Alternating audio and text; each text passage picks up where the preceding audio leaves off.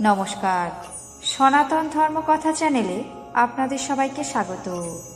আজ পদ্মপুরাণের সৃষ্টিখণ্ডের ৪র্থ অধ্যায়ের ২য় পর্ব শুরু করব।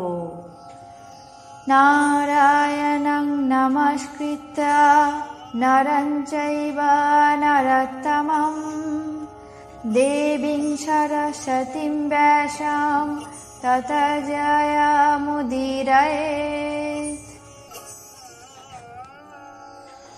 ঐরাবতং সমারূঢ়ং রাজনং ত্রিদিবৌকশাম त्रैलोक्याधिपतिं शत्रुं भ्राजमानं शचीपतिं तमात्मा शीर्षमालं भ्रमद उन्मत्त शाटपदम् आदायामाराजाय चिक्षेपन् उन्मत्तव मुनिः गृहीत्वा देवराजेन मलाशा गजमूर्धनि मुक्तावराजसा मला कैलासे जाह्नवी यथा मदन्धकारित खोहसौ गन्धघ्राणेन वरानः करेनादाय चिक्षेपाद्वां माला पृथिवीतले।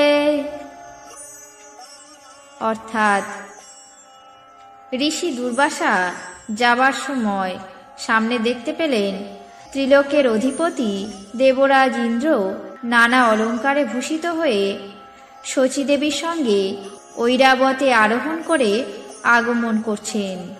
তাই দেখে ঋষি দুর্বাসা মত্ত মৌমাছির মতো মস্তকের মালা দেবরাজের প্রতি নিক্ষেপ করলেন। দেবরাজ সেই মালা নিয়ে নিজের বাহন ঐরাবতের মস্তকে রেখে দিলেন। গজরাজের মস্তকে ওই মালা কৈলাসের জাহ্নবীর মতো বিরাজ করতে লাগল। ওই মালার গন্ধ ঘ্রাণে ইন্দ্রের বাহন ঐরাবত অন্ধকারাচ্ছন্ন চোখে সেটি গ্রহণ করে ভূমিতে নিক্ষেপ করল। আজ পদ্মপুরাণের সৃষ্টিখণ্ডের ৪র্থ অধ্যায়ের ২য় পর্ব এখানেই শেষ করছি। বাকি অংশ আগামী পর্বে পাঠ করে শোনাব। আপনাদের কেমন লাগছে তা অবশ্যই কমেন্ট বক্সে জানাবেন। চ্যানেলটিকে সাবস্ক্রাইব করবেন, লাইক করবেন, শেয়ার করবেন। ধন্যবাদ।